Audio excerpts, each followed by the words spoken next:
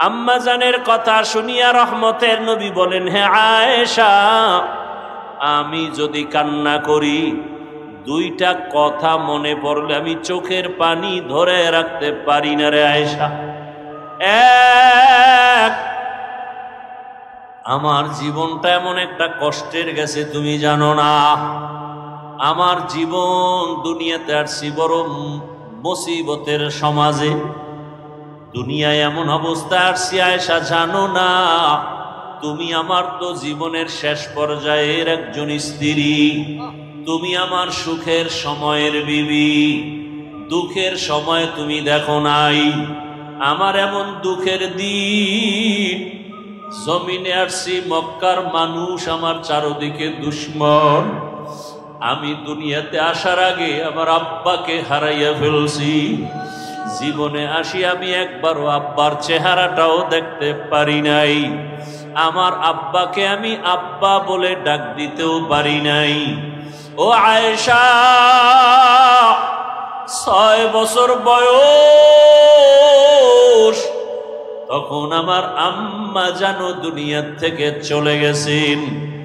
আমি এখন মা হারা, বাবা হারা, বড় এতিম অসহায়। 8 বছর যখন আমার বয়স, আমার দাদা আব্দুল মুত্তালিবও চলে গেছেন। এখন আমার আপন বলতে কেউ নাই। আমার দাদা বিদায় বেলা চাচা আবু তালিবের হাতে দিয়া বলছে, আমার নাতির যেন কোনো কষ্ট না হয়। দুনিয়াতে আসিয়া বাবারে দেখে নাই, মাকেও হারাইয়া আমার নাতি আমার পাশে রাতের বেলা ঘুমাইতো। মাঝে মাঝে ঘুমের মধ্যে মা মা বলে চিল্লে।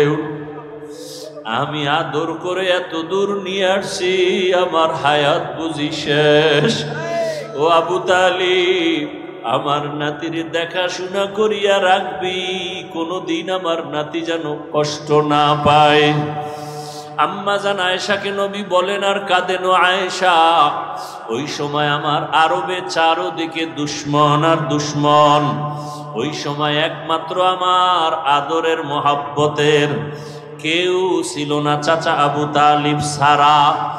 এক পর্যায়ে আমার আল্লাহ আমাকে বিবাহের বয়সে নিয়া একজন আল্লাহর পেয়ারা বান্দি খাদিজাতুল কুবরা রাদিয়াল্লাহু আনহা, তার সাথে আমার বিবাহ হয়ে গেল। এমন একজন নারী বিধবা যার সন্তান আগে হয়ে গেল। 2 জন স্বামী হওয়ার পরে আমি তৃতীয়। ওই খাদিজা আমার ঘরে আসছেন। আমার এত অভাব ছিল, আমার ঘরে চুলায় আগুন জ্বলতো না, না খাইয়া কত কষ্ট করেছি। আরবের ধনী ছিল খাদিজা। ওই খাদিজা আমার মায়া আর মোহাব্বতে পড়িয়া সব সম্পদগুলো আমাকে হাদিয়া দিয়েছে। ও আয়েশা জানো না, আমি আবার সম্পদগুলো সব দান করে দিয়েছি। আমি এত কষ্ট করে করে জীবন কাটাইছি। আমার বংশের দুশ্মনেরা 3 বছরের মতো আমাকে শিয়াবে আবু তালিবের মধ্যে গৃহবন্দী করে রাখছে। খানা দেয় নাই, পানি দেয় নাই। দীর্ঘ 3 বছর আমি গাছের পাতা চাবাইয়া চাবাইয়া খাইয়া পেটের ক্ষুধা নিবারণ করেছি। ও আয়েশা, আমার কষ্ট দেখিয়া খাদিজাও ঘুমায় না। আমার পাশে আসিয়া ওই গাছের পাতা খাইয়া জীবন কাটাইছে। ওরে ওই আয়েশা, ওই খাদিজা আমার জন্য এত কোরবানি করেছে। ওই খাদিজার কথা মনে যখন আসে আমি চোখের পানি ধরে রাখতে পারি না। ওই খাদিজা যদি বেঁচে থাকতো মনে হয় জানো আমি আর বিবাহই করতাম না। ঠিকই, খাদিজা যতদিন বেঁচে ছিল আমি আর বিবাহ করি নাই। আর একটা কথা যখন আমার মনে পড়ে আমি তখন একা একা বড় কান্না করি। আম্মা জান আয়েশা বলেন, ইয়া রাসূলুল্লাহ, কি কথা মনে করে কাঁদেন? বলে, হাসরের ময়দানে আমার উম্মতের কি উপায় হবে এই চিন্তায় কান্না করি। আম্মা জান বলেন, হাসরের ময়দানে আবার কি হবে? আম্মা জানকে রাসূল কান্না করে বুঝাইতেছেন, রে আয়েশা, কিয়ামতের ময়দানে এমন কঠিন হালাত যদি কেউ খাঁটি মুসলমান না হইয়া কবরের বিছানায় যায়, জ্যান্ত একটা বকরির চামড়া খুললে যেই কষ্ট, একটা বেনামাজি গুনাহগারের জান কবজের সময় তার চেয়েও বেশি কষ্ট। ওরে আল্লাহর বান্দারা, রসুলের চোখে পানি। ও আয়েশা, কিয়ামতের দিন কেউ কারো পরিচয় দিবে না। এমন অবস্থা হবে, জাহান্নামের আওয়াজ, সূর্যের গরম, গুনাহগারের মাথার মগজগুলো টাস টাস করে ফেটে যাবে, পেটের সমস্ত নারী ভুঁড়ি পায়খানার রাস্তা দিয়ে পড়তে থাকবে। নবীরা পর্যন্ত কান্না শুরু করবেন, উম্মতের কথা ভুলিয়া নিজের চিন্তায় কান্না করবেন। ইব্রাহিম নবী কাঁদবেন, নিজের জন্য আদম নবী কাঁদবেন, মুসা নবী নিজের চিন্তায় কান্না করবেন। নারী পুরুষ সব উলঙ্গ। আম্মাজান বলেন, ইয়া রাসূলুল্লাহ, নারী আর পুরুষ যদি উলঙ্গ দাঁড়ায় লজ্জা কি লাগবে না? মায়ার নবী বলেন, হাসরের মাঠ এতটাই কঠিন, সূর্যের গরম, জাহান্নামের আগুনের গরম, ওই সময় কেউ কারো দিকে তাকাবার সুযোগ হবে না, সবাই কান্না আর কান্না। নবীদের গুনাহ নাই, তারাও শুধু কাঁদবে। এমন এক অবস্থার ভেতরে আমার আল্লাহ সেদিন আর দয়ার নজর না দিয়া প্রথমে আল্লাহ রাগ হইয়া একটা আওয়াজ দিবেন, লিমানিল মুলকুল ইয়াউম লিল্লাহিল ওয়াহিদিল কাহ্হার। আল্লাহ পাকের কুদরতি আওয়াজে হাসরের ময়দানটা থরথর করে কেঁপে উঠবে। ওদিকে সূর্যের গরম, অন্যদিকে জাহান্নামের আওয়াজ। আল্লাহ বলবে, জাহান্নাম অপেক্ষা কর, বিচারটা শেষ করার পরে তারপরে তোর আশা পূরণ করব। জাহান্নাম আল্লাহর কথা না মানিয়া সামনে আগাবে পেটের ক্ষুধার তাড়নায়। আল্লাহ অর্ডার করবে ফেরেশতারা, জাহান্নাম যদি সামনে আগাইয়া যায় আমি বিচার কাজ শেষ করতে পারবো না, জাহান্নামকে রশি লাগাও। এই 12 মাসের মধ্যে 4 মাস আল্লাহ বলেন দামি। আল্লাহ কয়, আমার যে এই সিদ্ধান্তটা আমি লৌহে মাহফুজে লিখে ফেলেছি। কোন দিন? আসমান জমিন সৃষ্টি যেদিন করেছি সেদিন। তাহলে বছরে মাস হবে কতটা? এর মধ্যে কত মাস অন্য মাসের তুলনায় দামি? আল্লাহ যে সিদ্ধান্তটা লিখছেন কোথায়? লৌহে মাহফুজের মধ্যে, আরশে আজিমে। কোন দিন লিখছেন? আসমান জমিন। এই 4 মাসের মধ্যে 1 মাস একটু দূরে আর 3 মাস লাগাতার। 1 মাস যেটা আলাদা, এটা হলো শাবানের আগের মাস রজব, রমাজানের আগের মাসের আগে, রজব, শাবান, রমাজান। হ্যাঁ, আর হলো 3 মাস একসাথে লাগানো। হজের মাস, হজের আগের মাস, হজের পরের মাস, জিকদা, জুলহিজ্জা, মুহররম, এই 3 মাস। নামগুলো আবার বলছি, প্রশ্ন করব। রজব, জিকদা, জুলহিজ্জা, মুহররম, এই 4 মাসের মধ্যে রবিউল আউয়ালের সিরিয়াল কত দেখছেন নি? খবর নাই? রজব, জিকদা, জুলহিজ্জা, মুহররম, 4 মাসের মধ্যে রবিউল আউয়ালের নাম কত সিরিয়ালে? নাই। তার মানে দাম নাই। বলেন, বুঝেন, কথা বুঝার চেষ্টা করেন, জবাব কম দিবেন, বুঝবেন আগে। যত কথা কম বলবেন তত ভালো। কথা বলার কিছু জায়গা আছে, সেখানে বলবেন। জিগাইলে বলবেন, না জিগাইলে চুপ করে শুনবেন, বুঝার চেষ্টা করবেন। রবিউল আউয়ালের দাম আছে। সবের থেকে তো রমাজানের দাম বেশি। এই 4 মাসের মধ্যে রমাজানের নামও আছে? নাই। এ বিষয়ে ভিন্ন আলোচনা রোজার সময় করছে। তো রবিউল আউয়ালের নাম নাই মানে কি দাম নাই? অবশ্যই আছে। আর ওই 4 মাস যে দামি, সেটার প্রেক্ষাপট কি? মূলত রসুল তো আসছেন বেঈমানদের সমাজে। বেঈমানদের তো কোনো ধর্ম নাই, বেঈমানের কোনো ধর্ম নাই, মনে যা চায় তাই চলে, তাই করে। তারা উল্টাপাল্টা করত, যখন তখন ঝগড়া, কলহ, দ্বন্দ্ব, যুদ্ধ, বিগ্রহ। আল্লাহর কাছে মুহররম দামি, হজের মাস দামি, হজের আগের মাস দামি। এই মাসগুলো আল্লাহ সম্মানিত ঘোষণা করে বুঝাইলেন, এই মাসগুলোতে কোনো যুদ্ধ করা যাবে না। যুদ্ধ করা সেটা সেই সময়ের আইন, ওই আইন আর এখন বলবৎ নেই। এখন ইসলামের স্বার্থে প্রয়োজন হলে রাষ্ট্রের সমস্ত উলামায়ে আহলে হক বসে বোর্ড গঠন করে ফতোয়া দিলে যে যুদ্ধ করা যাবে, জিহাদ করা যাবে, তো জিহাদ করা যাবে। এখানে কোনো মাস নির্দিষ্ট নেই। তো রবিউল আউয়াল এমন একটা মাস, অনেক ইতিহাসবিদরা এ বিষয়ে অনেক আলোচনা করেছেন।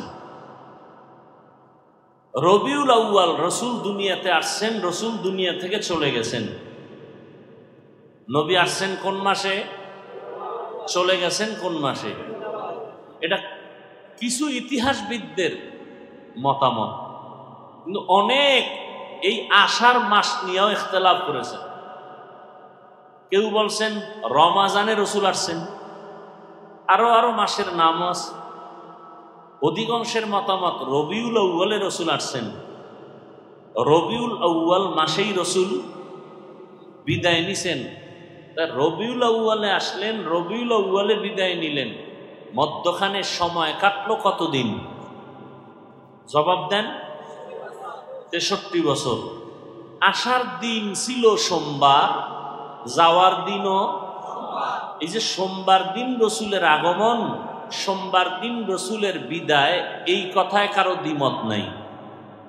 তবে রবিউল আউয়াল নিয়ে দ্বিমত, তারিখ কবে এ নিয়েও দ্বিমত। কেউ বলেছেন রবিউল আউয়ালের 8, কেউ বলেছেন 9, কেউ বলেছেন 11, কেউ বলেছেন 12।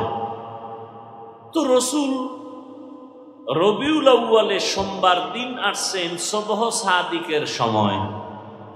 রবিউল আউয়ালে রসুল বিদায় নিছেন সোমবার দিন জোহরের নামাজের আগে চাশতের সময়। রসুলের বিদায় চাশতের সময় সোমবার, কবরে দাফন হলো রসুলের বুধবার দিন গিয়া রাতের তাহাজ্জুদের সময়। দেরি হলো কেন? ভিন্ন আলোচনা। মাইয়্যতকে দেরি না করানো রসুলের আদেশ, দ্রুত দাফন করো। তো রসুলেরটা দেরি হলো কেন?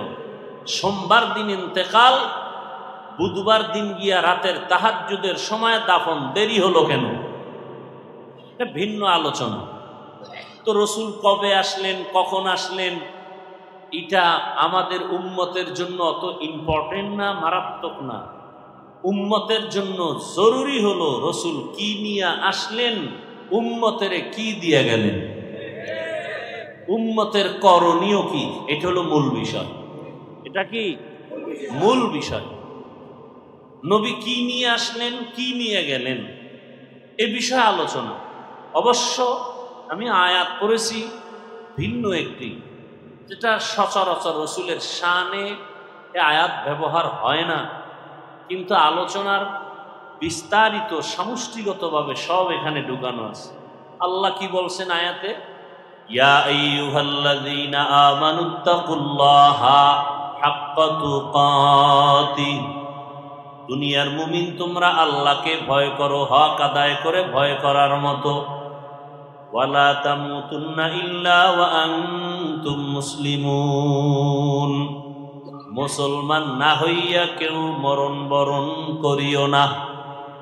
মুসলমান হইতে গেলেই তো রসুল লাগবে, লাগবে না? লাগবে। রসুলের আদর্শ ছাড়া কেউ কোনোদিন মুসলমান হতে পারবে? সম্ভব? সম্ভব। নবীজি কি বলছেন? হাদিসের একটু টুকরা পড়ছি, তর্জমাটা বলে নি। আলা কুল্লুকুম রাঈন ওয়া কুল্লুকুম মাসউলুন আন রাইয়াতিহি, সাবধান হে উম্মত, তোমরা প্রত্যেকেই দায়িত্বশীল। আল্লাহর আদালতে দায়িত্বের কারণে জবাবদিহিতার কাঠগড়ায় দাঁড়াতে হবে। তরজমা শেষ। এটার উপরে ব্যাখ্যা তাও আজ করব না, আয়াত নিয়ে কিছু কথা বলবো, ভূমিকায় রবিউল আউয়ালের কিছু কথা বলি। কারণ আরবি মাসের ফজিলত উম্মতের কাছে বয়ান করা এটা সওয়াবের কাজ। এটা কি সওয়াবের কাজ। রসুলের আদর্শ নিয়ে আলোচনা, রসুল কি নিয়ে আসলেন, এই আপনারা এমন করেন কেন, উঠার ব্যারাম থাকলে ঢুকলেন কেন, বদঅভ্যাস কেন, বাহিরে দাঁড়ায়া বয়ান শুনেন, কত সুযোগ। এই বদঅভ্যাস যাদের, এদের জন্যই তো কমিটি বাহিরে মাইক লাগাইছে। কি ঘরে বয়ে বয়ে বয়ান শুনবেন আর বিড়ি টানবেন? বেহেশতের প্যান্ডেলে ঢুইকা কেন উল্টা পাল্টা করবেন, নিজের ক্ষতি করবেন, অন্যের ক্ষতি করবেন কেন? আপনার কপালটা এত দুর্বল কেন? আল্লাহ সব ভাইকে হেদায়াত দান করুন, মাহফিল কবুল করেন, আয়োজনকারীদের কবুল করেন, দান সৎকারীদের কবুল করেন, মাহফিলের বরকতে গোটা দুনিয়াবাসীকে কবুল করেন, বিশেষ করে মুসলমানের ঈমান আমল ইজ্জতের হেফাজত করেন। প্রবাসে যারা আছে আল্লাহ তাদেরকে হেফাজত করেন, বাংলাদেশ হেফাজত করেন, জালেমদের জুলুম থেকে সবাইকে হেফাজত করেন, জালেমদের আল্লাহ হেদায়াত দান করেন। আল্লাহর ইলমে জালেমদের যদি হেদায়াত না থাকে ধ্বংস করে দেন, কবরওয়ালাদের জান্নাত দান করেন। আমরা যারা বেঁচে আছি দীর্ঘ নেক হায়াত দান করেন, অসুস্থ যারা সুস্থতার নিয়ামত দান করেন, কামাই রুজি ব্যবসায় সবার হালাল বরকতি রিজিক দান করেন। দোয়াগুলোর দরকার নাই কারো, আমিন আল্লাহর কাছে যাবে না, আল্লাহ কবুল করেন।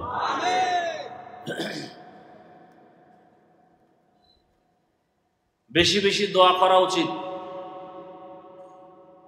আন্তর্জাতিক হালাত, বিশেষ করে মুসলমানের জন্য, ঈমান নিয়ে বাঁচতে চাইলে, মরতে চাইলে বহু বিপদ সামনে অপেক্ষা করতেছে, বহু বিপদ। আমার দেশে বড় বিপদ উলামায়ে কেরাম এক না হওয়া, এটা কিয়ামতের চেয়েও মহাবিপদ। এজন্য বেশি দোয়া করেন, আল্লাহ উলামায়ে কেরামদের এক নেক বানায় দেন।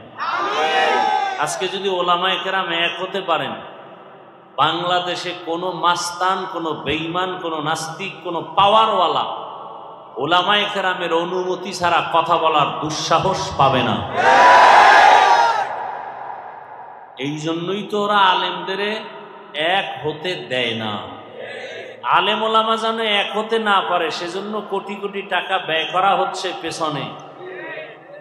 বুঝেন কিছু? খবর নাই। আর আপনারা তালে তাল মিলাইয়া ফট করে একটু কিছু পাইছেন, ফেসবুকে লিখে দিয়েছেন। আলেমের বিরুদ্ধে আপনারা আউযুবিল্লাহ পারেন না, আপনারা লেখেন কেন? কি লাভ আপনার বলেন তো? চরমনার বিরুদ্ধে লেখলে আপনার কি ফায়দা? আপনারা চেনে কে? তাবলীগের বিরুদ্ধে লেখলে আপনার কি লাভ? বরং আপনার কপালটা পুড়ে যাবে, পোড়া কপালে আর জোড়া লাগবে না। কে বলছে আলেমের বিরুদ্ধে আপনাকে আঘাত করতে? মৌমাছির বাসায় মধু আছে, যে কেউ গিয়া ঢিল মারলে মধু পাবে না, আঘাত পেয়ে জাগাত বেহুশ হয়ে যায়। আলেমের বিরুদ্ধে কথা বলার দুঃসাহস আপনাকে কে দিয়েছে? মায়ের অভিশপ্ত সন্তান ছাড়া কোনো ব্যক্তি আলেমের বিরুদ্ধে কথা বলতে পারে না। এদের উপরে মা বাবার অভিশাপ। প্রকাশ্যে যারা আলেমকে অসম্মানী করতে চায়, এরা মা বাবার অভিশপ্ত সন্তান। কোন সন্তান মা বাবার আদরের সন্তান না। উলামায়ে কেরামকে উম্মতের সামনে যারা লজ্জিত করতে চায়, ছোট করতে চায়, এ সমস্ত মানুষগুলো অবশ্যই পিতামাতার অভিশাপ পাওয়া সন্তান। কারণ মায়ের অন্তরে কষ্ট দিয়া বরদোয়া নিছে, এই বেয়াদবি শুরু হয়ে গেছে। আল্লাহ হেদায়েত দান করুন। এই কথাগুলো কেন বলি? এই জাতি আর কোনোদিন নবী পাবে ইসলামের দাওয়াতে? সাহাবায়ে কেরাম আসবেন, আবু হানিফা আসবেন, ইমাম বুখারী আসবেন, তো উম্মত তো জান্নাতের পথ পাবে কোথায়? ওলামায়ে কেরাম থেকে। এরা আরবি কোরআনও বুঝে না, হাদিসও বুঝে না। কিতাব পড়তে যাইয়া মানুষ বিভ্রান্ত হচ্ছে বিভিন্ন ভাবে। আরবি কিতাব পড়লেও বিভ্রান্ত। এজন্য আল্লাহ শুধু মানুষকে হেদায়াতের জন্য কিতাব দেন নাই, হেদায়াতের জন্য কিতাব বুঝাইয়া দেওয়ার মতো আল্লাহ নিজে সিলেকশন করে প্রিয় বান্দা তৈরি করেছেন। শুধু কিতাব পড়লে হবে না, কিতাব পড়ানেওয়ালা যারা মুরব্বী এদের অনুসরণও রাখতে হবে, না হয় কিতাব পড়ে বেলাইন হয়ে যাবে অনেক, গেছে অনেক। আল্লাহ হেদায়াত দান করুন।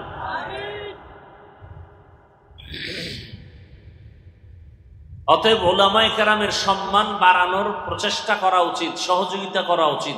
একান্ত কিছু না পারলে চুপ থাকা উচিত। আলেমের ব্যাপারে বিরুদ্ধে কোনো কথা বলবো না, কলম ধরবো না, মন্তব্য করব। আল্লাহ আমাকেও মাফ করে দেন, আপনাদেরও মাফ করে দেন। তো রসুল রবিউল আউয়ালে কি নিয়ে আসলেন? গোটা জগতের মানুষের হেদায়াতের জন্য সুন্দর আদর্শ নিয়ে আসছেন। কি নিয়ে আসছেন বলেন? কি নিয়ে আসছেন? বিদায় বেলা রসুল দুই জিনিস উম্মতকে দিয়া চলে গেছেন। কয় জিনিস? এক হলো কোরআন, দ্বিতীয় হলো রসুলের সুন্নাহ, আদর্শ। নবী চ্যালেঞ্জও দিয়ে গেছেন, এই দুই জিনিস যারা ধরে রাখবে কিয়ামত পর্যন্ত এদের সম্মানও যাবে না, ইমানও। আজকে দেখেন ঝামেলা ঝামেলা ঝামেলা, গোটা দেশে ঝামেলা, ব্যবসা প্রতিষ্ঠানে প্রত্যেকটা সেক্টরে ঝামেলা, কিন্তু যার কাছে রসুলের আদর্শ আছে তার কোনো পেরেশানি নেই। করোনায়ও ছিল না, স্কুল কলেজ ভার্সিটি চাকরি ফ্যাক্টরি সব বন্ধ। কোরআনের একটা ফ্যাক্টরি বন্ধ হয়েছিল? কোন আলেম না খায় মারা গেছে? ভিক্ষা করেছে? করেনি। আল্লাহ দেখায় দিলেন চোখের সামনে। কত লাশ আলেম ওলামারা হুজুরেরা কাঁধে নিয়ে করোনার জড়িত লাশগুলো দাফন করছেন। কোন হুজুর করোনায় মারা গেছে? আর কি দেখবেন চোখে বলেন? এরপরে কি হুজুরেরা আপনাদের থেকে কোটি কোটি টাকা চায়? সরকারি বেসরকারি চাকরি করে 8 ঘন্টা ডিউটি, মাসে নিম্নে বেতন 20,000। এরপর হারাম খায়, সুদ খায়, ঘুষ খায়, বেতন মারে। কথা বলেন না কেন? আর একজন ইমাম সাহেব ডিউটি করে 8 ঘন্টা। এই মসজিদে ইমামতি ডিউটি 8 ঘন্টা। কয় ঘন্টা বলেন না কেন? বেতন কত?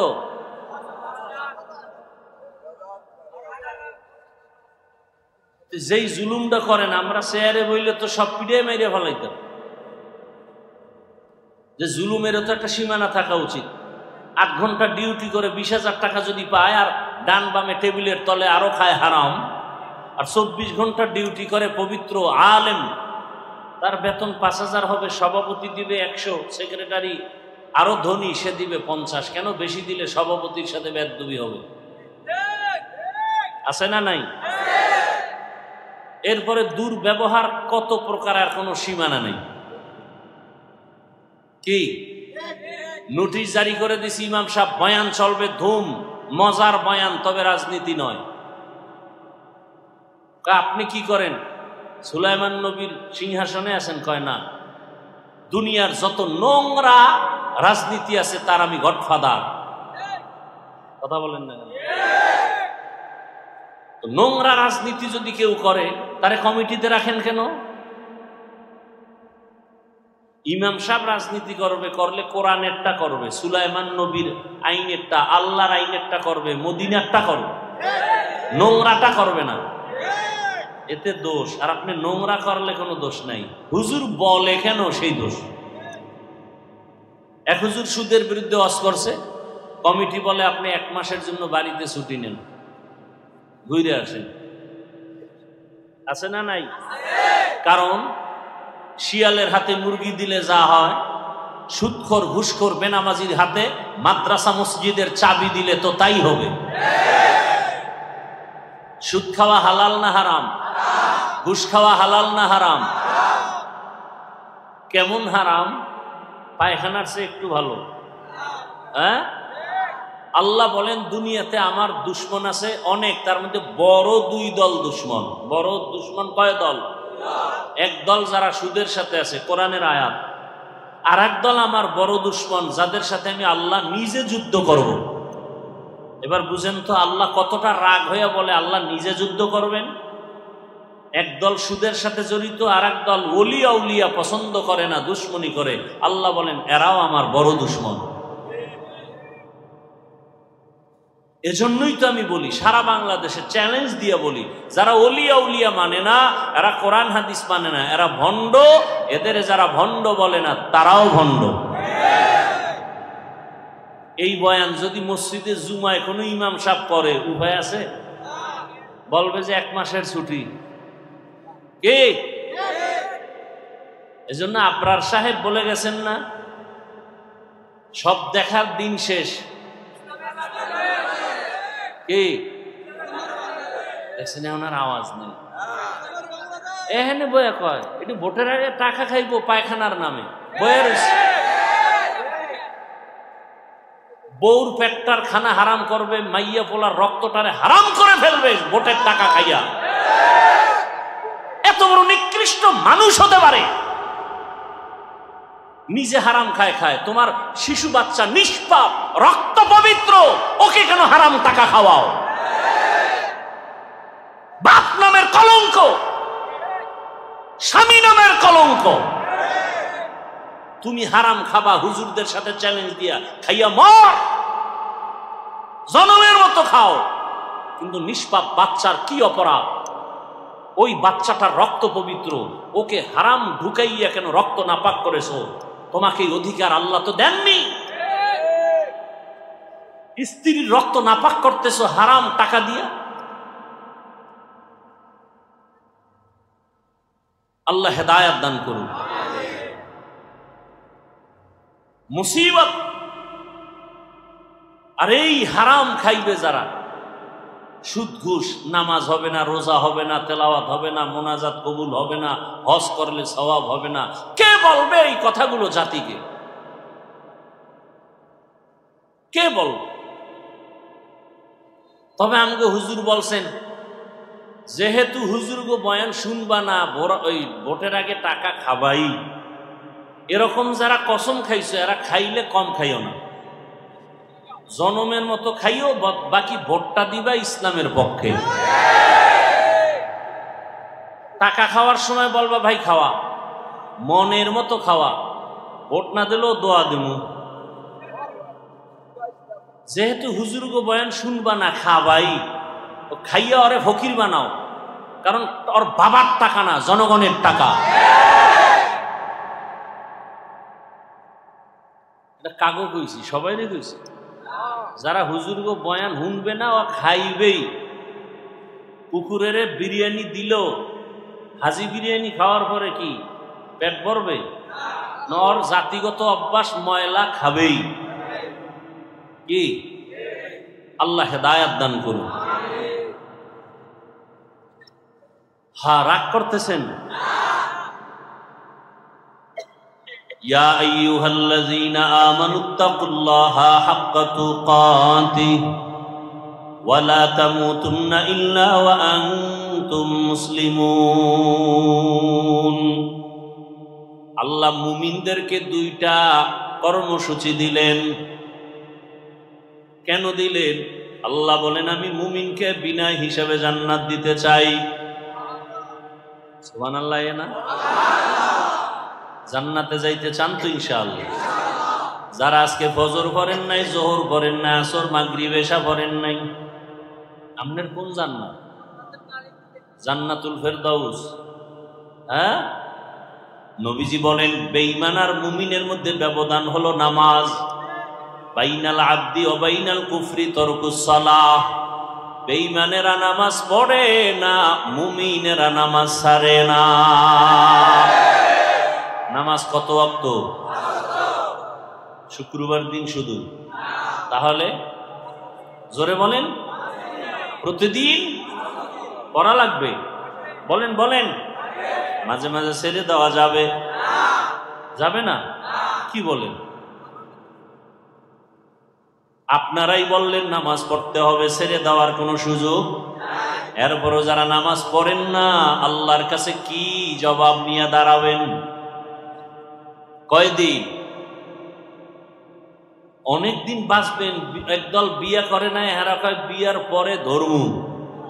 আর যারা বিয়ে করছে এরা অজুহাত পেশ করে সন্তান হওয়ার পর।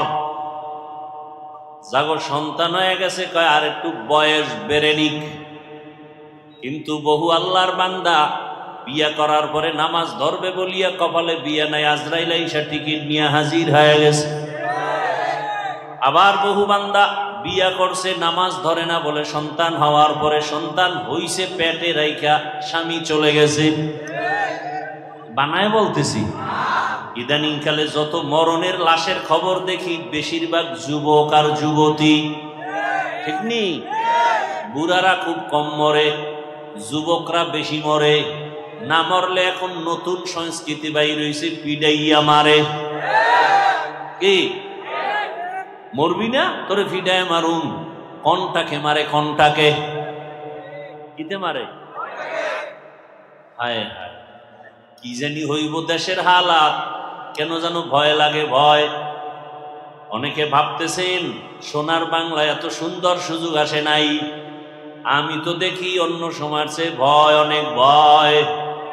ডাইনে অন্ধকার, বামে অন্ধকার, সামনে অন্ধকার, পেছনে অন্ধকার। বড় কঠিন হালাত। আমি যদি আলেমের বিরুদ্ধে বয়ান করি, আর এক আলেম আমার বিরুদ্ধে নাম নিয়ে বয়ান করে, তাহলে কিয়ামতের আর বাকি কি? সাধারণ মানুষ যে আলেমদের দেখা নিজের ঈমান আমল ঠিক করবে, সেই আলেমদের ব্যাপারে যদি আবার ওলামায়ে কেরাম মাইক লইয়া মাঠে ময়দানে বদনাম করে, তাহলে এই দেশে শান্তির আশা করা যায় না। যায়? যেই ঘরে স্বামী আর স্ত্রী আলাদা রুমে ঘুমায় কত আরামে, সন্তান বড় হলে আলাদা করে দেয়। দুইজনার মোহাব্বতে ওই বাগান সাজে সুন্দর। কিন্তু অবস্থা যদি এমন হয়, স্ত্রী স্বামীর বিরুদ্ধে লাইভে আসছে, এরকম নাই? স্বামী স্ত্রীর বিরুদ্ধে লাইভ দেয়। সব তো লাইভ বয়, লাইভ বয়। পারে না বাথরুমে গিয়ে লাইভ দেয়। অনেকে মক্কা মদিনা গিয়েও লাইভ দেয়। ওরা মনে হয় যেন যাই একটু লাইভ দেওয়ার জন্য। ফেরাউনের বাথরুমের সামনে গিয়ে আমি ফেরাউনের বাথরুমের সামনে ভিতরে গিয়ে লাইভ দুমু খারাইও সব।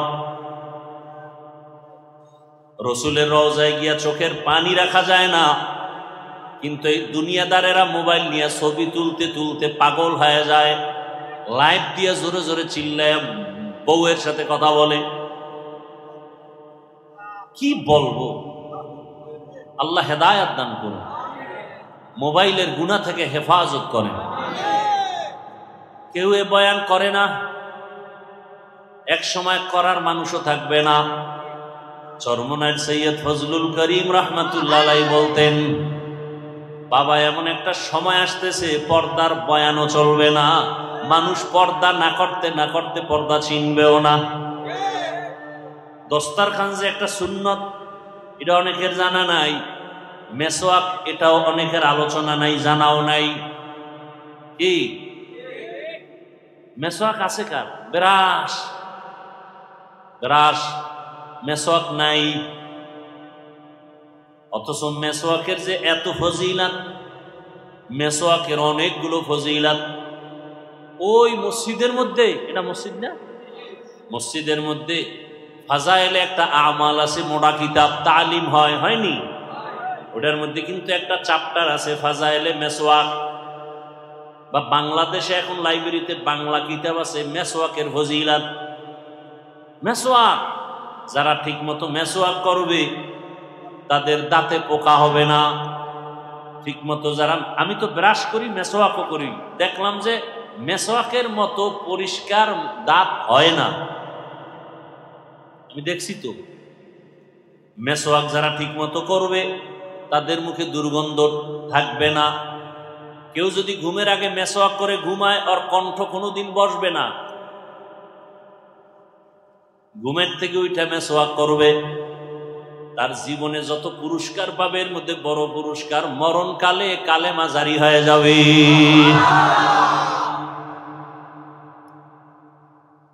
আজকে একটা শুরুতে আমল দিছিলাম, মনে আছে? কি কি আরে আর একটা বাস্তব হাতের আমল দিছি না কি? আর একটা আমল লন, এখন যেটা বললাম করবেন নি? কইবেন কোথায় পাবো খেজুর গাছ? হ্যাঁ, এখন দোকানে মেসওয়াক বেচে না? বেচে। মেসওয়াক কিনেন। আরে ভাই, শরীরেরও ফায়দা, আল্লাহর রসুলও খুশি হবেন। আল্লাহ সবাইকে তৌফিক দান করেন। হায় হায়,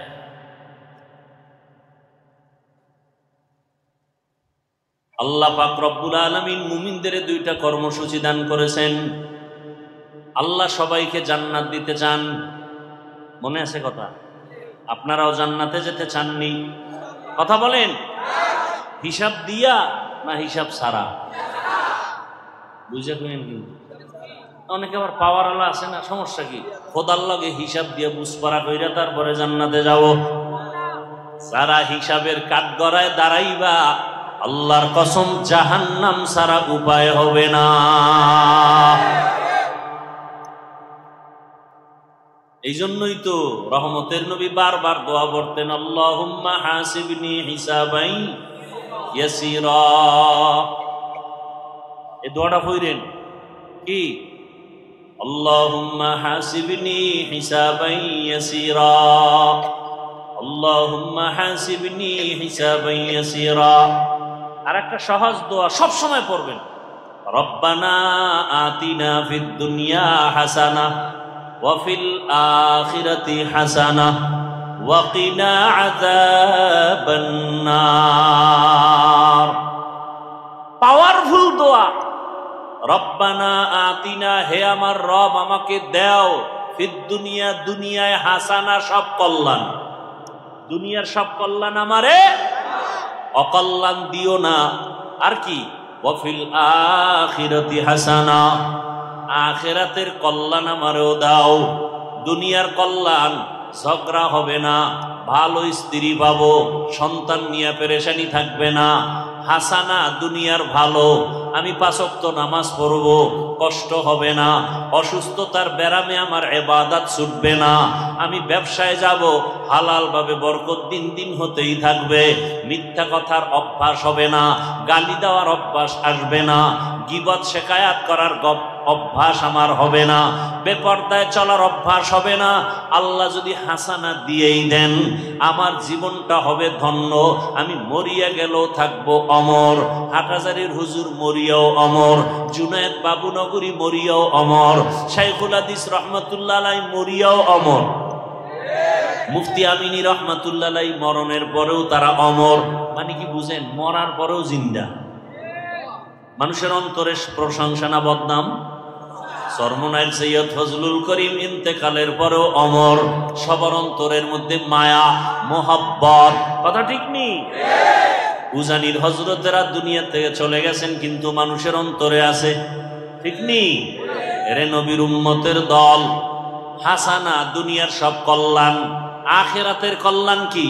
ও আল্লাহ, হাসরের ময়দানটা যখন কায়েম হয়ে যাবে, আরাফার ময়দান হবে হাসরের মাঠ। সারা দুনিয়া হাসরের মাঠ, আরাফার ময়দান মক্কার পার্শ্বে। আল্লাহর বিচারালয়, স্টেজ হবে আদালত। নারীরাও উলঙ্গ দাঁড়াবে, পুরুষেরাও উলঙ্গ দাঁড়াবে। একদিকে সূর্যের গরম, আল্লাহ বলবে সূর্য নিচে আয়, নিচে আইসা তোর যত মুখ আছে নিচে কর, যত গরম আছে সব জমিনে ছাড়। সূর্যের গরমে মাটির জমিনটা পুড়িয়া তামা হয়ে যাবে। লোহা হবে না কেন? সূর্যের গরমে জমিনটা পুড়িয়া স্বর্ণ হবে না কেন? রূপা হবে না কেন? তামা হওয়ার কারণ ওদিন তো ইনসাফের বিচার হবে। স্বর্ণের মধ্যে ওই গুণ নাই, তামার মধ্যে যে গুণ আছে, রূপার মধ্যে নাই, লোহার মধ্যে নাই। বলে কেমন? বলে লোহার এক অংশ গরম করলে ভিন্ন অংশ গরম হবে না। স্বর্ণ তাই এক, রূপাও এক। তামা এমন একটা ধাতু, এক অংশ গরম হলে পুরা অংশটাই সাথে সাথে গরম হয়ে যাবে। নারীরা উলঙ্গ, পুরুষেরাও উলঙ্গ দাঁড়াবে। অন্যদিকে আবার জাহান্নামের আওয়াজ, এত বিশাল জাহান্নামের গুরিম গুরিম আওয়াজ হবে। হাসরের ময়দানে সূর্যের গরমে মানুষ বেকারার হয়ে যাবে। ওদিকে জাহান্নামের আওয়াজ, জাহান্নামের আওয়াজে হাসরের ময়দানটা থর থর করে কেঁপে উঠবে। জাহান্নাম চিল্লায় বলবে, ও দয়ার মালিক, জাহান্নামের ক্ষুধা নিবারণের জন্য সমস্ত গুনাহগারগুলো আমার পেটের মধ্যে দাও, বেনামাজিগুলো আমার পেটে দাও, বেপরদাওয়ালারা কোথায় আমার পেটের মধ্যে দাও। জাহান্নামের চিৎকারে হাসরের ময়দানটা থর থর করে কেঁপে উঠবে। শুধু কি তাই, হাসরের ময়দান এতটাই যে কঠিন, রহমতের নবী চোখের পানি ছেড়ে কান্নায় বিভোর হয়ে গেলেন। এরে নবীর উম্মত, আম্মাজান আয়েশা রাদিয়াল্লাহু আনহা, রাসূলের আদরের স্ত্রী, উম্মাহাতুল মুমিনিন, আম্মাজান বলেন, আমি একদিন তাকাইয়া দেখি আমার হুজরার মধ্যে রহমতের নবী গুন গুন করে কান্না করতেছেন। মাঝে মাঝে দেখতাম রসুল আমার হুজরায় বসে মাঝে মাঝে কান্না করেন, চোখের পানি ছেড়ে কাঁদেন। গুনগুন করে রহমতের নবী কান্না করেন। আমি আয়েশা বড় ভয় পেয়ে যাইতাম, মনে হয় যেন আমি আয়েশা কোনো বেয়াদবি করে ফেলেছি। রহমতের নবীর সাথে যদি কেউ বেয়াদবি করে তার জাহান্নাম ছাড়া উপায় নাই। আম্মা জান আয়েশা রসুলের কাছে যাইতেন আর মায়া লাগায় আস্তে করে বলতেন, রহমতের নবী, আপনি চোখের পানি ছেড়ে গুনগুন করে কাঁদেন কেন? আমি আয়েশার উপর আপনি কি রাগ করেছেন? আমার কোনো বেয়াদবির কারণে কি আপনি বেজার হয়ে গেছেন? আম্মা জানের কথা শুনিয়া রহমতের নবী বলতেন, ও আয়েশা, আমার সাথে তোমার বেয়াদবি হবে কেন?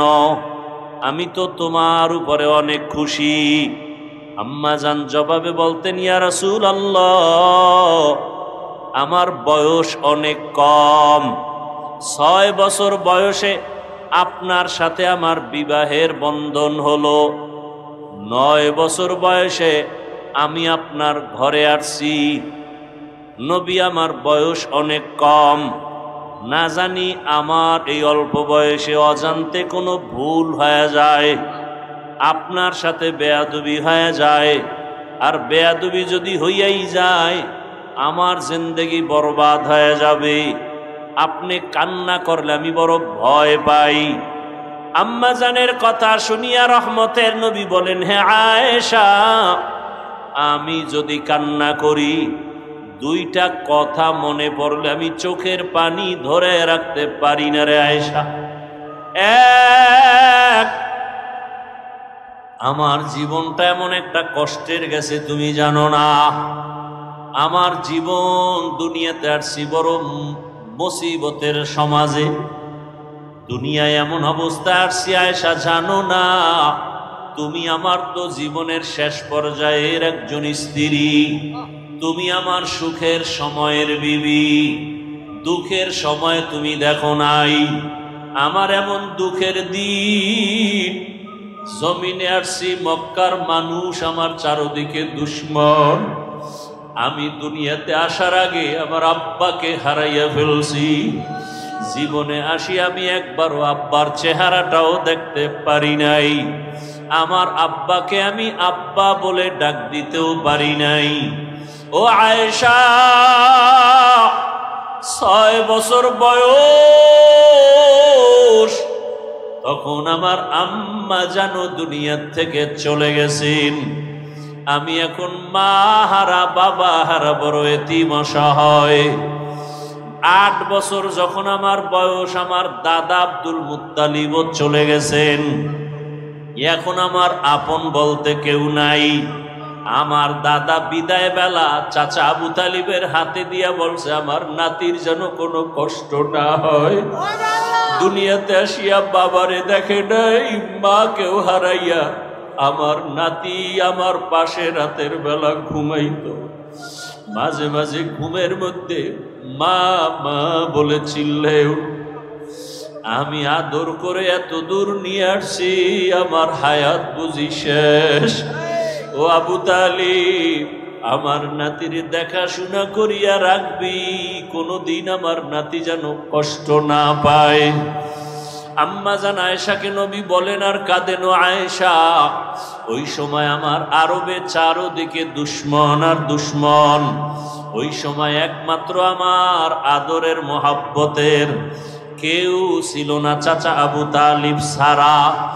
এক পর্যায়ে আমার আল্লাহ আমাকে বিবাহের বয়সে নিয়া একজন আল্লাহর পেয়ারা বান্দি খাদিজাতুল কুবরা রাদিয়াল্লাহু আনহা, তার সাথে আমার বিবাহ হয়ে গেল।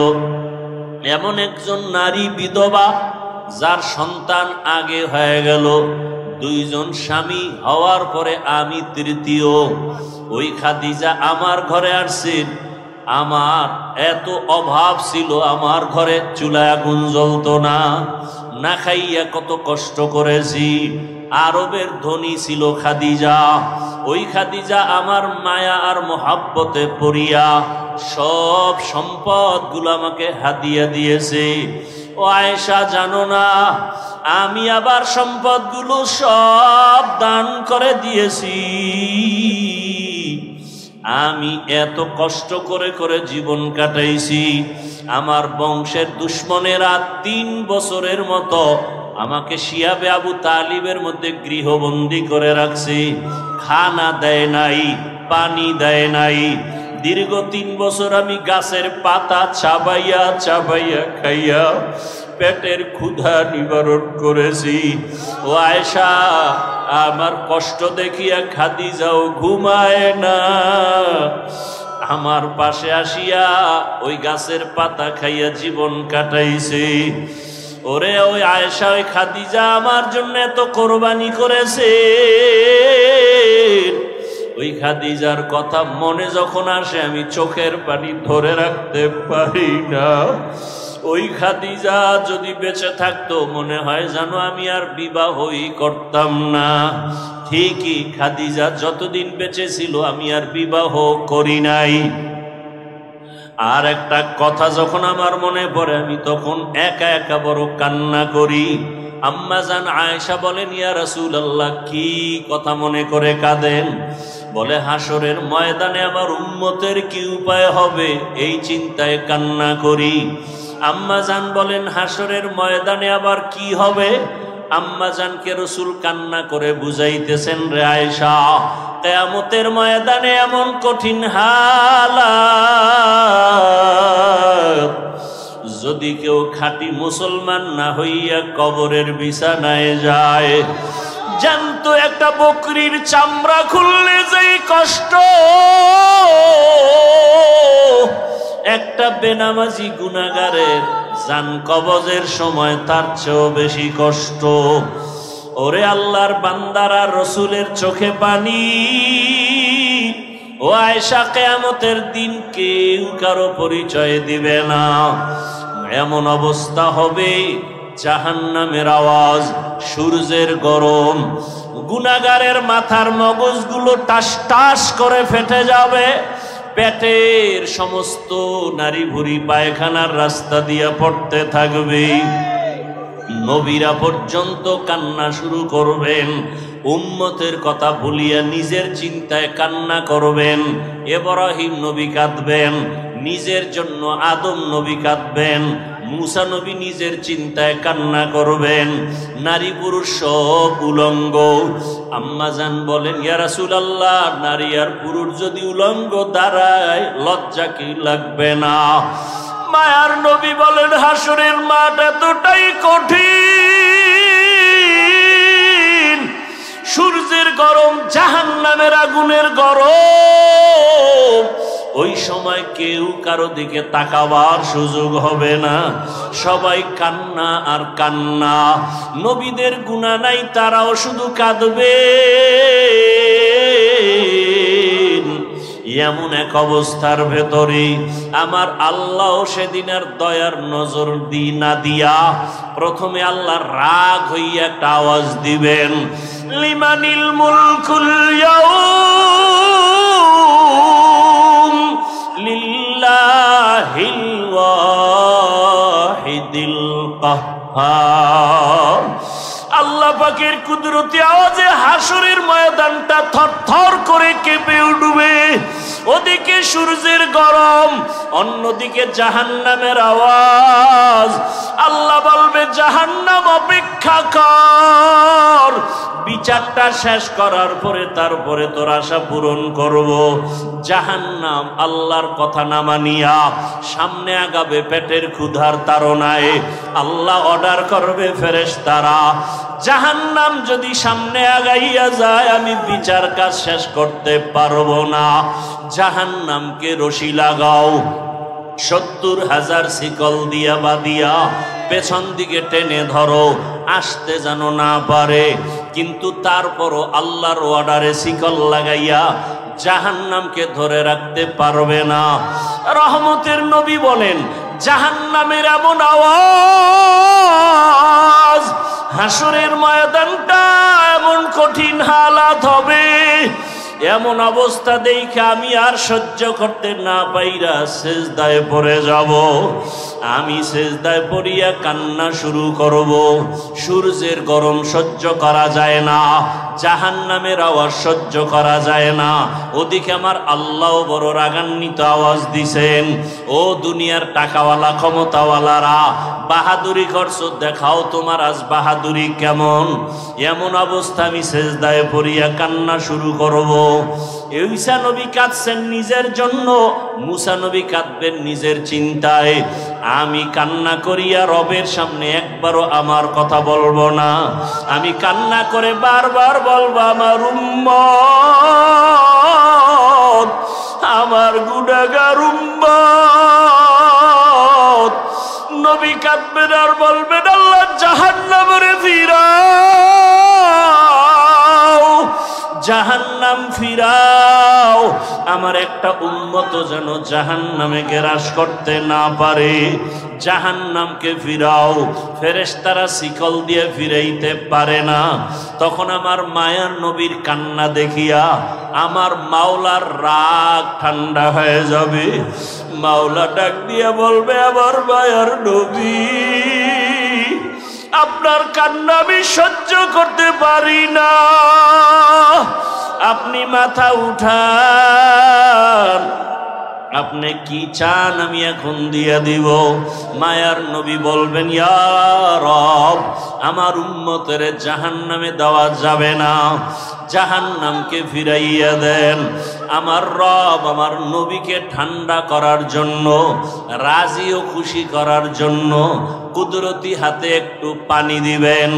আল্লাহ কুদরতি আওয়াজ দিয়া বলবে, ফেরেশতা, আমার এই পানিটা নিয়ে জাহান্নামের গায়ে ছিটাইয়া দাও। ফেরেশতারা পানি নিয়ে যখন ছিটাইয়া দিবে, জাহান্নাম দ্রুত গতিতে পেছনে ভাগতে থাকবে। ফেরেশতারা বলবেন, হে আমাদের রব, যেই জাহান্নামের শিকল দিয়ে ধরে রাখতে পারি না, এমন কি পানি দিলেন যে জাহান্নাম পেছনে দৌড়ায়। এটা কি বড় বরকতি জমজমের পানি, নাকি আবে হায়াতের পানি, নাকি এটা বীরে শেফার পানি, না সমুদ্রের কোনো পানি? ও আল্লাহ, এটা কেমন বরকতের পানি? আমার আল্লাহ তখন বলবেন, এটা সমুদ্রের কোনো পানি না, বীরে শেফার পানি না, জমজমের পানি না, এটা কোনো বৃষ্টির পানিও না। এই পানি আমার মায়ার নবীর গুনাহগার উম্মতের চোখের পানি। দুনিয়াতে আমার মায়ার নবীর উম্মতেরা মাঝে মাঝে গুনার কারণে একা একা বসে কান্না করত। মানুষ আমাকে কত সম্মান করে, অথচ আমার গুনার কোনো শেষ নাই। মানুষ আমাকে মাওলানা বলে চেয়ার আগাইয়া দেয়, অথচ আমি মাওলা তোমার কাছে মানুষই হতে পারি নাই। গুনার কারণে আমার হাত না পাক, আমার চোখ না পাক, আমার জিহ্বা না পাক, গুনার কারণে আমার অন্তর না পাক। এই হাতের দ্বারা কত জুলুম করলাম, লেখার মাধ্যমে কত জুলুম, আঙ্গুল দিয়ে লেখলাম, জুলুম করলাম। জবানের দ্বারা কত মিথ্যা বললাম, এই জবানের দ্বারা কত গালি দিলাম, এই জবানের দ্বারা কত গীবত শেকায়াত করলাম। চোখটাও আমার গুনার কারণে নাপাক। মানুষ জানে আমি বড় বক্তা, কিন্তু মাওলা তুমি জানো আমি সারা রাত মোবাইলে তাকায় তাকায় বেগানার ছবি দেখতেছি। মানুষ জানে আমি মসজিদের ইমাম, কিন্তু আমি সারা রাত মোবাইল চালাই। মানুষ জানে না, তুমি তো জানো আমার চক্ষু দুইটা নাপাক, আমার হাত দুইটা নাপাক, আমার অন্তর পরিকল্পনার গুনার কারণে নাপাক। ও আল্লাহ, তুমি আমাকে মাফ করে দাও। এইভাবে কিছু আল্লাহর বান্দারা আল্লাহর কথা মোহাব্বত নিয়ে জাহান্নামের ভয়ে কান্না করে। কিয়ামতের ময়দানে গুনাহগার উম্মতের পানির ফোঁটা বৃথা যাবে না।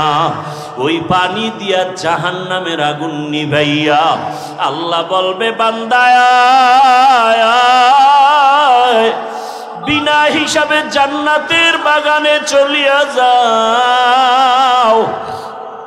আমার মুহাম্মদ, আমার প্রিয় হাবিবের হাতে কাউসারের পানি পান করো। ও আল্লাহর বান্দারা যারা গুনাহ করিয়া তওবার নিয়ত করিয়া কবরে যেতে পারলো তার কপাল ভালো। আর যারা এখনো নামাজ পড়তে পারে না, অন্য নামাজ পড়ে তাও পছন্দ করে না, নিজেও পর্দা করে না, অন্য পর্দা করে তাও পছন্দ করে না, নিজেও হালাল খায় না, অন্য হালাল খায় তাও পছন্দ করে না, নিজেও পাগড়ি পরে না, অন্য পাগড়ি পরে তাও পছন্দ করে না। ওরে আল্লাহর বান্দারা, দুনিয়ার সূর্য থেকে কত কঠিন হবে হাসরের মাঠের গরম। দুনিয়ার আগুনের থেকে জাহান্নামের আগুনের গরম আরো ভয়ঙ্কর। দুনিয়ার গরম সহ্য করা যায় না, আখেরাতে জাহান্নামের আগুন কেমন করে সহ্য করবা? মশার কামড় সহ্য করা যায় না, ওই কবরে সাপের কামড় কেমনে সহ্য করবা? দুনিয়াতে বেতের বাড়ি সহ্য করা যায় না, গুনাহগার হইয়া কবরে গেলে মাটির চাপ কেমন করে সহ্য করবা? মায়ার নবী বলেন, আয়েশা, হাসরের ময়দানের কথা যখন মনে পড়ে আমার উম্মতের চিন্তা, আমার চোখে পানি আসে, ধরে রাখতে পারি না। ও আর নবীর আশেক উম্মতের দল, যেই উম্মতের জন্য মায়ার নবী কান্না করেছেন, ওই নবীর আদর্শের মালা কেন গলায় লাগাও না? জীবনে তো দাড়ি কম কাটো নাই, নামাজ তো কম সারো নাই রে বাবা। মনে চাইছে বেপরদায় চলবা, দুনিয়ার মনের আশা মিটাইয়া চলছো। মনে চাইছে গান শুনবা, মনের আশা পুরাইয়া গান শুনছো। মনে চাইছে পার্কে পার্কে ঘুরবা, জীবনটা পার্কে পার্কে কাটাইলা। মনে চাইছে গীবত করবা, কারো বাধা মানো নাই, গীবত করে কাটাইছো। মনে চাইছে কাউকে ইজ্জত নষ্ট করবা, করে ফেলেছো। মনে চাইছে চুরি করবা, ডাকাতি করবা, মানুষকে বেইজ্জতি করবা, করেছো। মনে চাইছে শিক্ষকের সাথে বেয়াদবি করবা, করেছো। আমি আল্লাহ কিছু বলি নাই, মনে চাইছে মা বাবার সাথে বেয়াদবি করবা করেছো, আমি আল্লাহ ধরি নাই। মনে চাইছে আলেমের বিরুদ্ধে কিছু বলবা বলেছো, আমি আল্লাহ ধরি নাই। বরং আমি আল্লাহ বারবার ডাকি তওবার দরজা দিয়া, লা তাকনাতু মির রাহমাতিল্লাহ। এরে বান্দা তোরে আদর করে আমি বানাইছি, যত গুনাহ করেছো তওবার দরজায় ফিরিয়ে আয়, আমার কাছে তওবা কর। যদি তওবা না করিয়া কোনো দিকে দৌড় দাও, জাহান্নামের আগুন সহ্য করতে পারবি না রে গোলাম। এখনো সময় আছে, তওবা কর। ও আমার যুবক বাবারা, বৃদ্ধ বাবাজি, পর্দার আড়ালের মা বোনেরা, জীবনে তো বেপর্দায় কম চললেন না, বন্ধু বান্ধবী নিয়ে তো আড্ডা কম দিলেন না, স্বামীর টাকা গুনার কাজে ব্যয় তো কম করলেন না, মোবাইলে কত বাজে সময় নষ্ট করলেন। এখন অনুরোধ করি তওবা করেন, মনে মনে আমার আল্লাহকে ডাকেন, হে আল্লাহ জীবনে বহু গুনাহ করেছি, তওবা করতে চাই, আর নামাজ ছাড়বো না, আর দাড়ি কাটবো না, বেপরদায় চলবো না, গীবত শিকায়াত করব না, মিথ্যা বলবো না, গালি দিব না, মা বাবার দোয়া নিয়ে চলবো, শিক্ষকের দোয়া নিয়ে, উলামায়ে কেরামের পরামর্শ নিয়ে, নবীজির আদর্শ মেনে চলবো।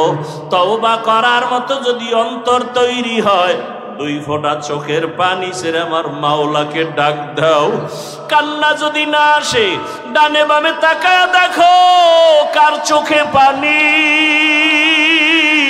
ওরে কান্নাওয়ালার দোয়া মাওলা খালি ফিরাবেন না, যাদের চোখে পানি আছে তাদের কাছে হাতটা বাড়াইয়া দোয়া চাও। ও বাবারা, যারা এখানে এতিম, জীবনে আব্বা বলে ডাক দিতে পারবা না, অনেকে মা হারা অসহায়, মা বলে ডাক দিতে পারবা না, ওই মা বাবার কথা স্মরণ করে চোখের পানি ছেড়ে তওবা করো। আর যার বাবা বেঁচে আছে, থাকলে হাতটা বাড়াইয়া দোয়া নাও। বাবারে যদি বলো, বাবা জীবনে গুনাহ কম করি নাই, বেয়াদবি করেছি, দয়া করে মাফ করে দাও। বাবায় যদি নেক নজরে তাকায়, তোমার কপাল খুলে যাবে।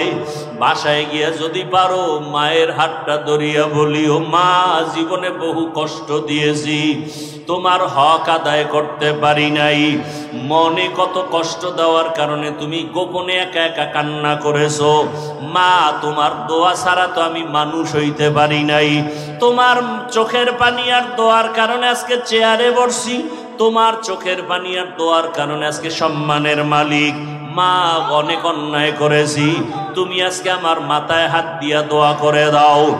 মা যদি এই কথা শুনে দেখবা চোখে পানি, মা চোখের পানি দিয়া নরম দিলে ডাকবে, বাবা আয় আয়, মাথায় হাতটা দিয়া ডাকবে, আর সে আজিমের মালিক, আমার সন্তানটাকে তুমি মাফ করে দাও।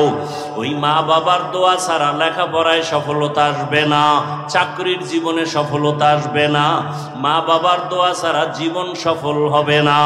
আল্লাহর কাছে খাঁটি অন্তরে তওবা করো, মরিয়া গেল আর গুনাহ করব না। মা বাবার দোয়া নিয়া, শিক্ষকের দোয়া নিয়া, উলামায়ে কেরামের পরামর্শ নিয়া, নবীজির আদর্শ মেনে জীবন কাটাবো। আল্লাহ আমাদের সবাইকে কবুল করেন।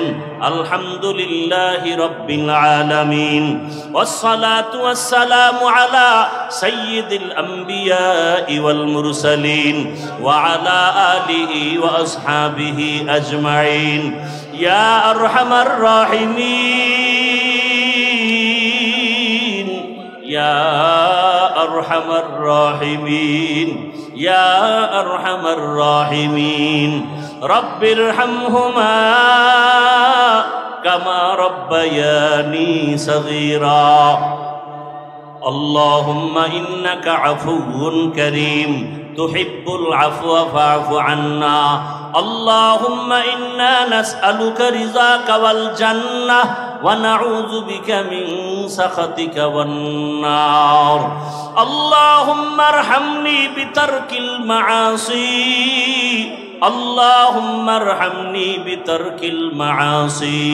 আল্লাহুম্মা আরহামনি বিতারকিল মাআসি।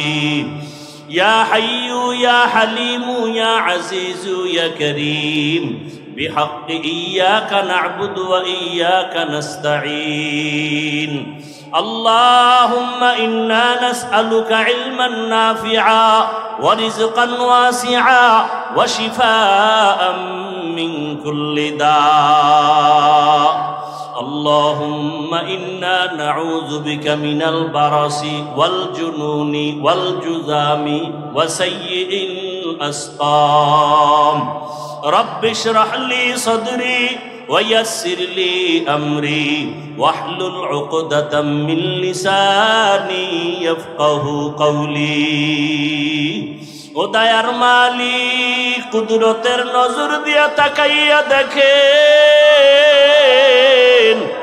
দুনিয়ার বাড়িওয়ালাদের দরওয়াজাগুলো বন্ধ আপনার রহমতের দরজা খোলা কত উলামায়ে কেরাম আপনার কুদরতি রহমতের দরজায় হাজির কত মুরব্বী হাজী সাহেব ব্যবসায়ী চাকরিজীবীরা হাজির আয় আল্লাহ মা বোনেরাও হাজির আমার যুবক ছাত্র বাবারাও হাজির আমরা সবাই জাহান্নামের আসামি গুনাহগার গুনার কথা স্মরণ করিয়া আপনার দরওয়াজায় আসছি জীবনে বহু অন্যায় করে ফেলেছি শয়তানের ধোকায় গুনার কারণে আমার জীবনটা অপবিত্র দুনিয়ার মানুষ আমার গুনার খবর জানে না যদি জানতো কেউ সম্মানের নজরে দেখতো না ও আল্লাহ আপনি কত যে দয়ার মালিক এত অন্যায় করার পরে রাগ করিয়া ফালাইয়া দেন নাই খানা বন্ধ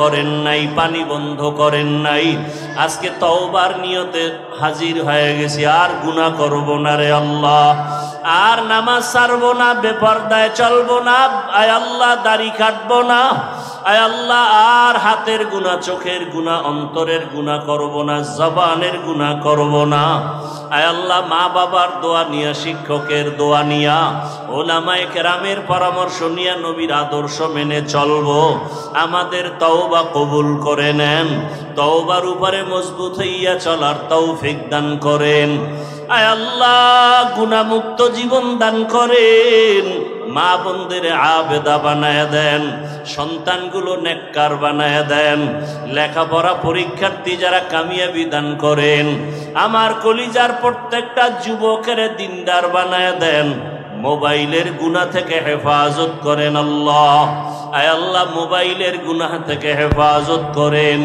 মোবাইলের গুনাহ থেকে হেফাজত করেন সারা দুনিয়াবাসীকে মাফ করে দেন আয় আল্লাহ মুসলমানের হেফাজত করেন আয় আল্লাহ জালেমদের জুলুম থেকে হেফাজত করেন বাংলাদেশ শান্তির দেশ বানায় দেন প্রবাসে যারা আমার দেশ থেকে কাজ করে চাকরি করে হেফাজত করেন আয় আল্লাহ দেশ ও জাতিকে হেফাজত করেন জালেমদের জুলুম থেকে হেফাজত করেন জালেমদের হেদায়াত দেন না হয় ধ্বংস করে দেন আল্লাহ আয় আল্লাহ মাদ্রাসা মসজিদ সহ সমস্ত শিক্ষা প্রতিষ্ঠান নবীর আদর্শে কবুল করে নেন ওলামা তোলাবা উম্মত সবাইকে কবুল করে নেন আয় আল্লাহ ওলামা তোলাবা উম্মতের অন্তরে ইজ্জত মুহাব্বত রুহ বাড়ায় দেন যারা ব্যবসা করে চাকরি করে রুজি রোজগারে হালাল ভাবে বরকত বাড়ায় দেন হারাম থেকে হেফাজত করেন অভাব দূর করে দেন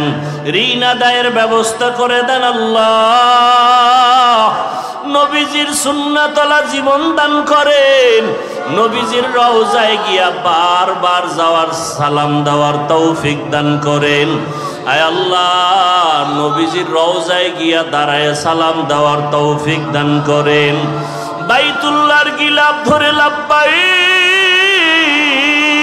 লাব্বাইক বলার তৌফিক দান করেন আয় আল্লাহ আমরা যারা গিয়েছি বারবার যাওয়ার ব্যবস্থা করে দেন আয় আল্লাহ তাআলা হজ্জে আকবার উমরা করার বেশি বেশি